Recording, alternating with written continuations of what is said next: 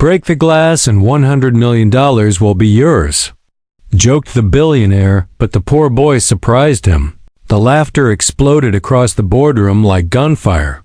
Sharp, loud, cruel. 6. Men in perfectly tailored navy suits leaned back in their leather chairs, ties loosened, eyes glittering with amusement as the words still hung in the air.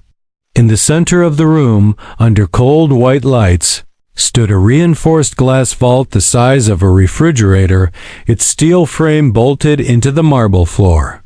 Inside it, neatly stacked, impossibly real, were bundles upon bundles of $100 bills, packed so tight they pressed against the glass like a green wall. $100 million. And standing just a few feet away from it, barefoot in worn sneakers and a torn shirt stained with dirt, was a small boy holding 2 plastic bags filled with empty bottles. The boy didn't laugh. He didn't smile. He didn't even blink. While the men roared, pointing at the vault, at each other, at him, the child simply stared at the glass, his dark eyes reflecting the money, the men, the lights, and something else entirely. Something quiet. Something dangerous. Because while they thought this was a joke, a spectacle, a moment of entertainment in an otherwise boring quarterly meeting, the boy was calculating something none of them saw coming. The billionaire who had spoken was named Victor Harrington. At 56, Victor Harrington was legend. Founder of Harrington Global Holdings. Net worth north of $12 billion. A man whose name could move markets with a single interview. He was known for his sharp wit, ruthless deals, and a public image carefully polished to shine with humble brilliance. He loved stories like this, stories that made him look generous, powerful, untouchable.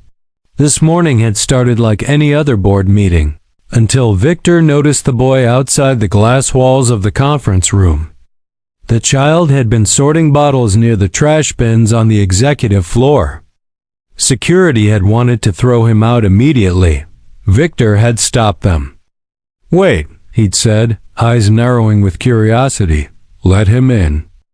The executives had exchanged amused looks. Charity theater. That's what this was.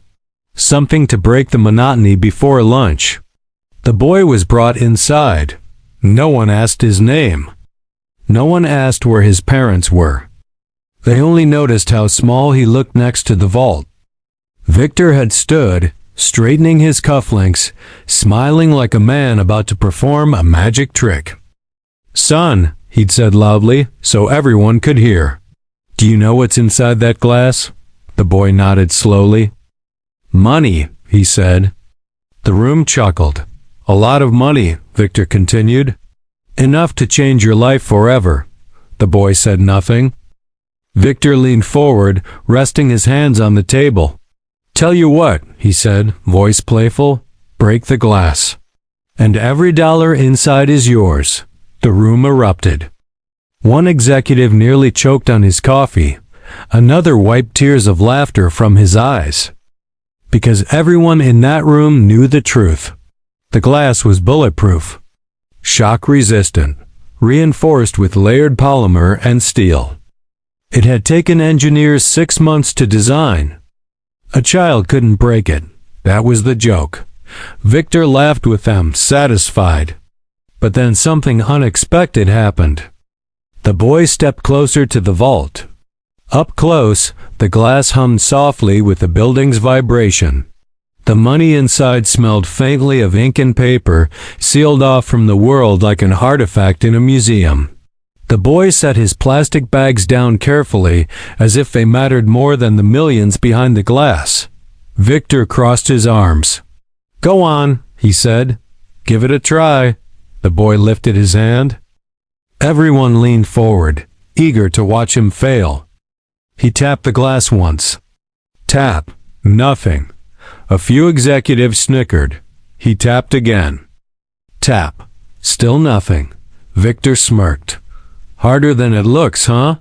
The boy didn't respond. Instead, he lowered his hand and stepped back. That confused them. "What's he doing?" Someone whispered. The boy turned not to the glass but to Victor. "Mister," he said quietly, "if I break it, will it hurt anyone?" The laughter faded. Victor blinked. "Hurt anyone?" "No, of course not. It's just glass." The boy looked around the room.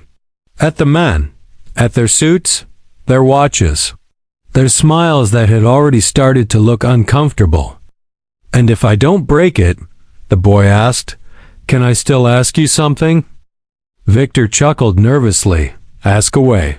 The boy nodded. Then he did something no one expected. He sat down, right there on the cold marble floor. The executive stared, baffled. Victor frowned. "What are you doing?" The boy picked up one of his bags and began sorting bottles again, calmly, methodically. "I'm thinking," he said. "Thinking about what?" Victor asked, irritation creeping into his voice.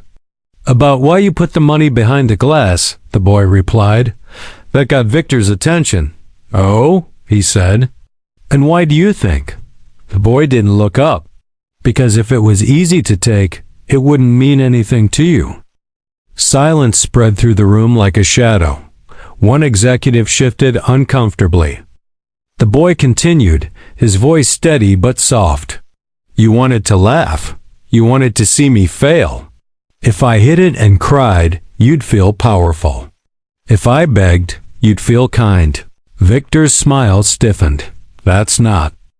"But if I break it," the boy said, finally looking up, "you'd feel scared." No one laughed now. Victor straightened. "Scared? Of a child?"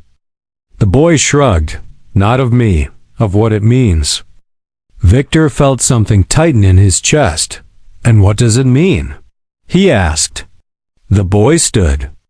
He walked back to the vault not to hit it, but to place his palm flat against the glass. "Means glass isn't the strongest thing in this room," he said.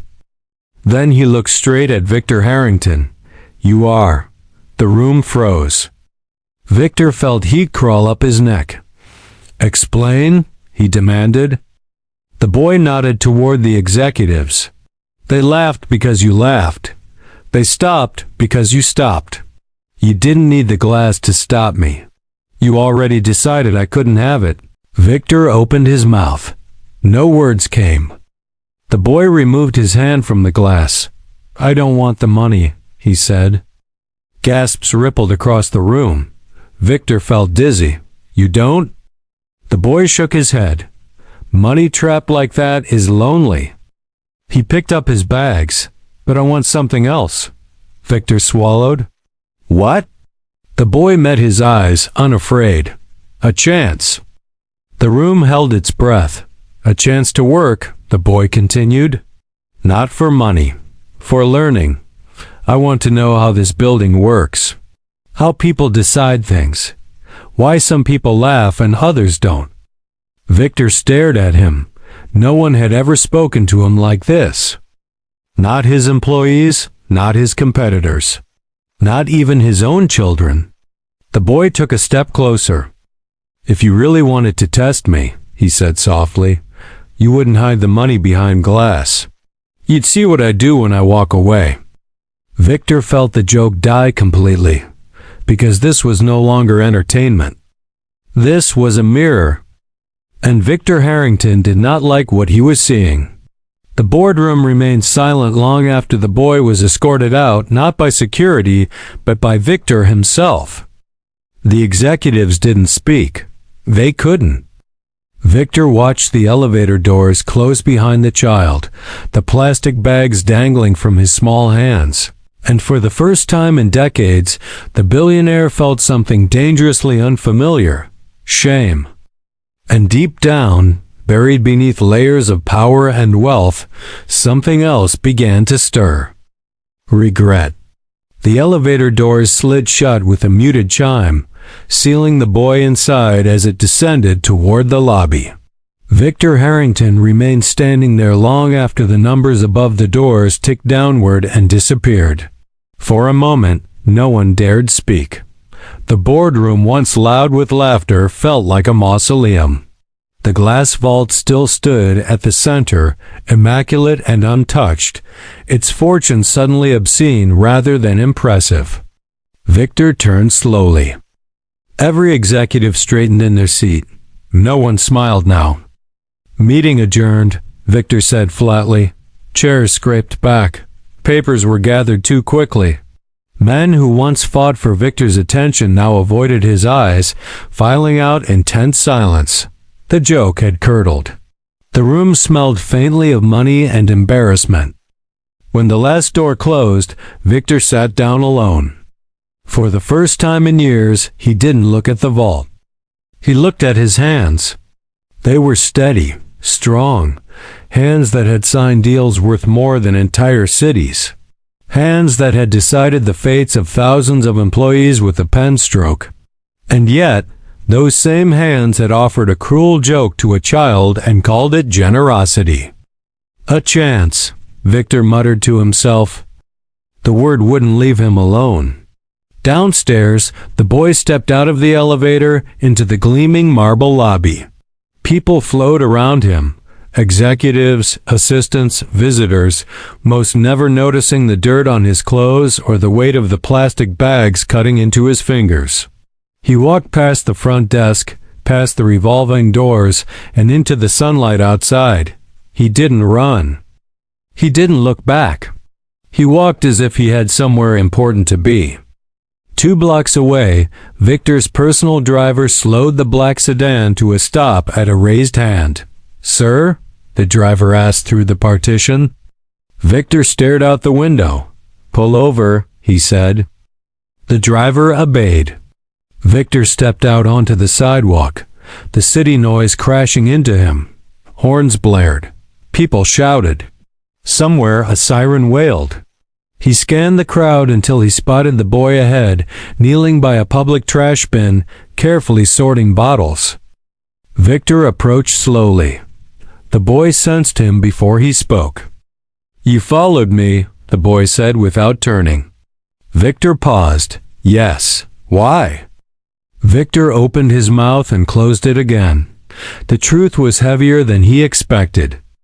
"Because," he said finally, "you walked away from $100 million like it was nothing." The boy shrugged. "It wasn't mine." Victor frowned. "It could have been." The boy looked up at him then. "No, it was never going to be." The words landed harder than any insult. Victor crouched down, ignoring the stares from passers-by. "What's your name?" "Eli," the boy replied. "Eli," Victor repeated. "Do you know who I am?" The boy nodded. "You're the man who decides." Victor flinched. "Decides what?" "Who gets to stay inside?" Eli said, gesturing vaguely toward the building. "And who stays outside?" Victor swallowed. "I can give you that chance you asked for," he said.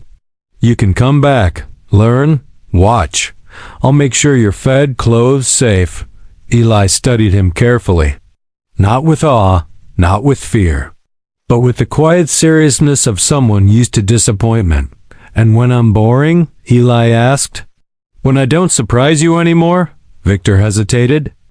"I won't stop seeing you," he said. "I swear." Eli considered this. "Words are easy," he said. "Glass is hard, but both break." Victor felt something twist painfully in his chest. "What do you want instead?" he asked. Eli pointed at the building across the street, a small community center with chipped paint and faded posters. "There," Eli said. "They have books. And people who teach. Help them. Then I'll come." Victor followed the boy's finger. It wasn't a demand for money. It was a demand for proof. 3 weeks later, the boardroom looked very different. The glass vault was gone. In its place stood a long wooden table covered with blueprints, notebooks, and coffee cups. The executive sat uneasily as Victor paced at the head of the room. "We're funding the Eastside Community Learning Center," Victor said.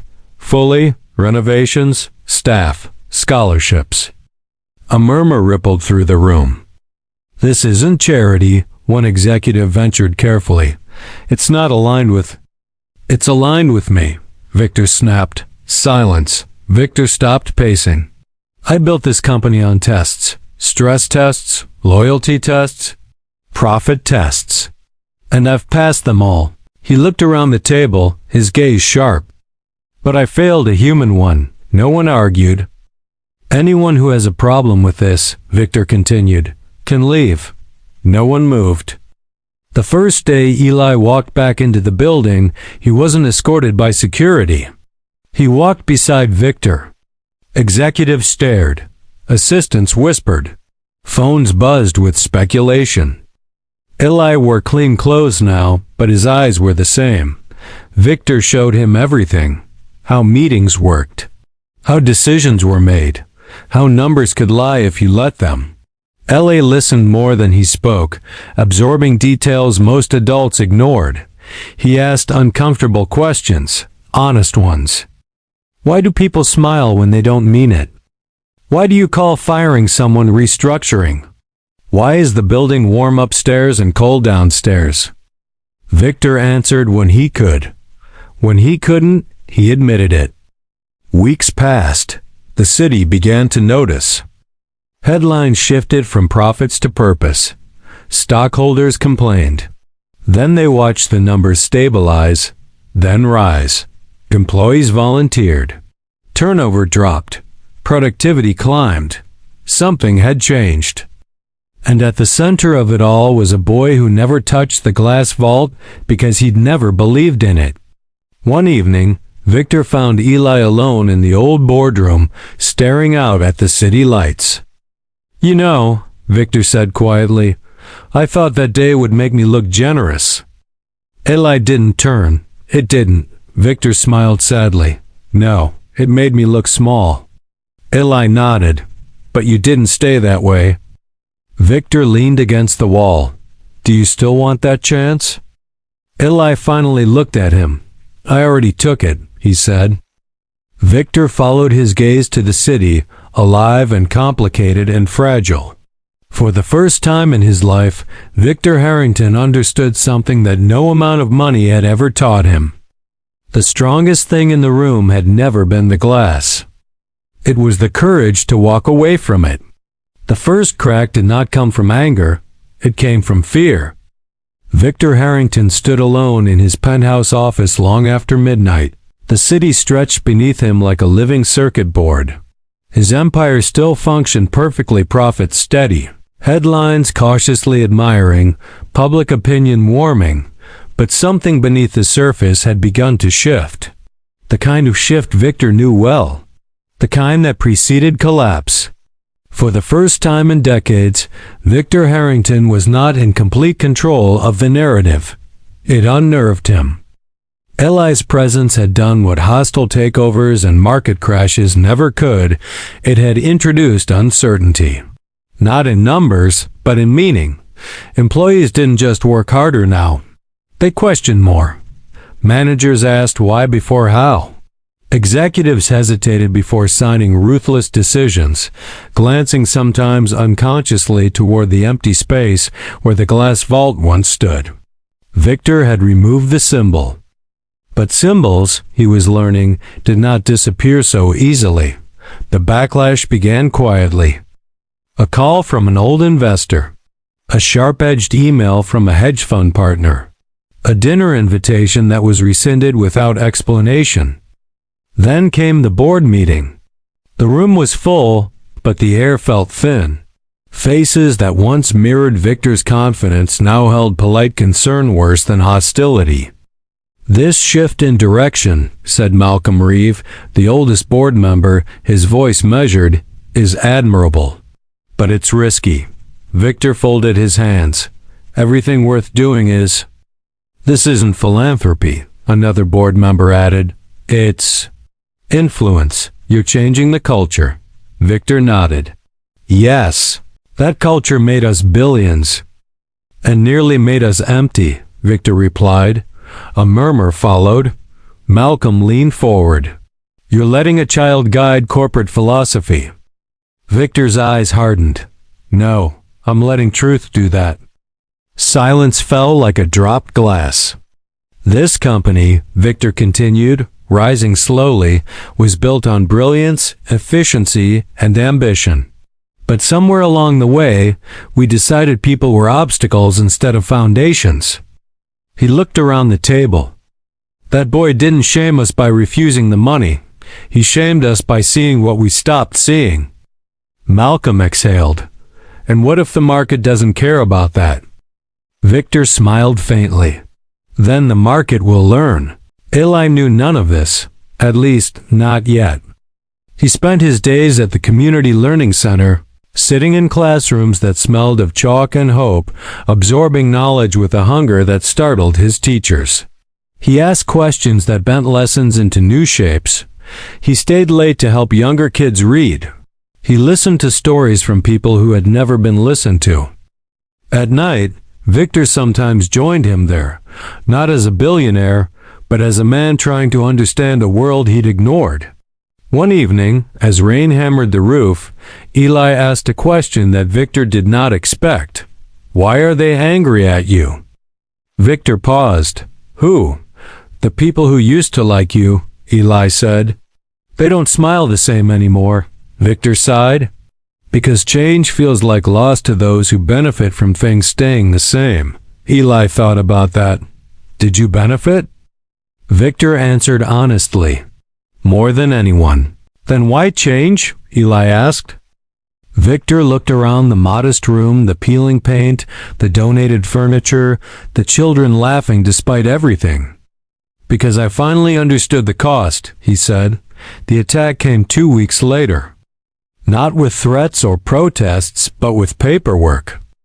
A hostile takeover attempt.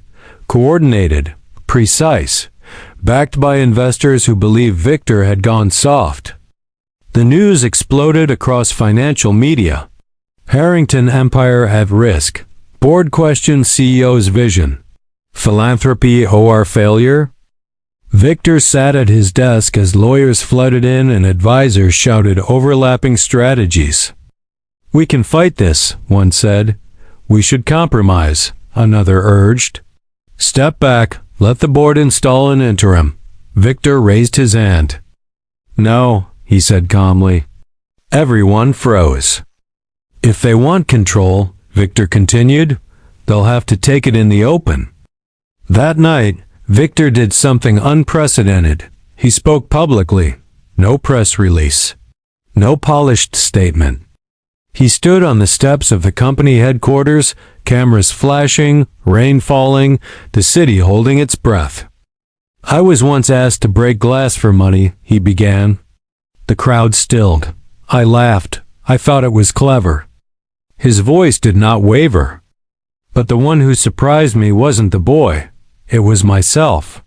He told the story not as a parable, not as branding, but as confession. He spoke of the vault, the joke, the walk away, the shame, the change. "This company will not be ruled by fear of loss," Victor declared. "It will be guided by responsibility.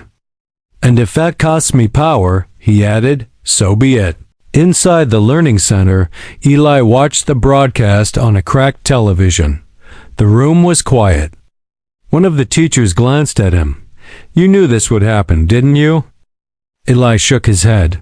"No." Then after a moment, "But I hoped." The vote came days later. Tense, brutal, close. Victor lost. The board stripped him of executive control. News outlets declared it the end of an era. Victor Harrington, once untouchable, walked out of the building without security, without ceremony, carrying only a slim folder under his arm. Waiting outside was Eli. "You okay?" the boy asked. Victor smiled genuinely this time. "I think so." "Do you regret it?" Eli asked. Victor looked back at the towering glass building, gleaming and cold. "No," he said. "For the first time in my life, I know what I chose." Eli nodded.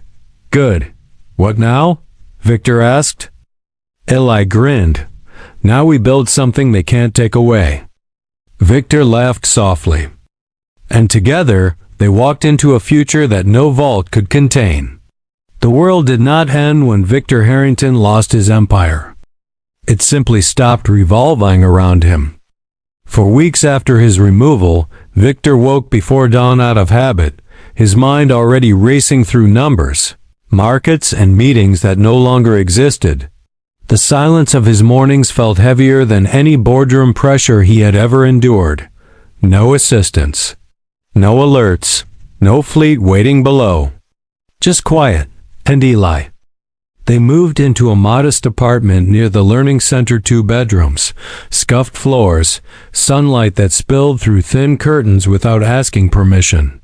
Victor learned quickly that money had insulated him from thousands of small realities. The patience required to wait for a bus, the negotiation of grocery prices, the quiet dignity of people who lived without guarantees. Eli adapted effortlessly. Victor did not, but he tried. The first project began humbly. A donation from Victor's remaining personal funds helped expand the learning center into an abandoned warehouse nearby. Volunteers came first, then teachers. Then parents who had heard whispers of something different, a place where kids weren't measured by what they lacked, but by what they could imagine. They called it the open hand. No tuition, no hierarchy, no vaults. Victor refused to attach his name. "People don't trust gifts with strings," he said, "and my name looks like a knot." Eli approved. Meanwhile, Harrington Industries changed. At first, profits dipped. Analysts panicked. The new CEO reversed several of Victor's social initiatives, reassuring investors with familiar language: efficiency, optimization, strategic recalibration. But something unexpected happened. Employees began leaving, not in protest, in purpose. Top engineers, project managers, designers, people Victor had once hired for brilliance alone now walked away from bonuses and stock options to work for smaller firms or for nothing at all. Some came to the open hand. "I saw the speech," one programmer told Victor. "I realized I didn't want to win if this was what winning meant." Victor listened more than he spoke. The pressure mounted on the board: talent drain, public opinion, a growing narrative that Harrington Industries had missed a turning point. And then, inevitably, the scandal broke. A journalist uncovered internal documents, labor abuses overseas, buried reports, decisions Victor himself had once approved without question. The expose ignited outrage. The board scrambled. And suddenly, Victor Harrington's removal looked less like justice and more like a convenient scapegoat. The irony was not lost on him. One evening, Eli found Victor staring at the city skyline again, the old reflex returning. "You miss it?" Eli asked. Victor considered the question carefully. "I miss who I thought I was," he said, "not who I actually was." Eli sat beside him. "You're better now." Victor smiled sadly. "Better is harder." "Worth it, though," Eli said. Victor nodded. The call came on a Thursday. Malcolm Reeves' voice sounded older. "We were wrong," he said plainly. Victor did not respond. "The company is bleeding talent and credibility. The public trusts you more than us." Silence stretched. "We want you back," Malcolm finished. Victor exhaled slowly. "On what terms?" Malcolm hesitated. "Your terms." Victor looked at Eli across the room, working on a math problem, humming softly. "I'll return," Victor said, "but not as CEO." Malcolm stiffened. "Then as what?" "As someone who ensures we never build another glass vault." The return shook the business world. Victor Harrington rejoined Harrington Industries as Chief Ethics Architect, a role he designed himself. His authority was absolute in one domain: human impact. Any decision that affected lives required his approval. Markets mocked it, until results came. Transparent supply chains, fair wages, Community investment that wasn't charity, but partnership. Profits stabilized, then rose. Slowly. Sustainably. The narrative shifted again. But Victor's greatest test was yet to come. A global recession loomed. Investors demanded cuts. The board pushed back. This is where ethics fail, one executive argued. We survive by being ruthless. Victor stood at the table, calm. No, he said, we survive by being trusted. He proposed something radical. Lower executive pay. Protect workers. Invest through the downturn. The vote was razor-thin. Victor's plan passed. Months later, when the recession hit, Harrington Industries endured. Employees stayed. Communities supported them. Consumers chose them. Trust became currency. And it paid dividends no vault could hold. Years passed. Eli grew taller, smarter, louder. He spoke at conferences not about poverty, but about choice. About the moment someone says no to easy money and yes to something harder. People think the glass is the challenge, Eli told one audience. It's not. The challenge is realizing you don't need to break it. Victor watched from the back, pride swelling in ways no stock surge ever had. On Eli's 18th birthday, Victor took him to the old headquarters. The vault was gone. In its place stood a small plaque. This space once held money. Now it holds meaning. Eli read it twice. You did this? He asked. Victor shook his head. You did. Eli smiled. So, he said, what now? Victor looked around at the people, the work, the living system they had built together. Now, he said, we keep choosing right, especially when it costs us. Eli nodded, serious now. Good, he said, because I'm just getting started. Victor laughed. And for the first time in his life, he knew without doubt that the richest thing he had ever gained was not something he owned, but someone he had listened to.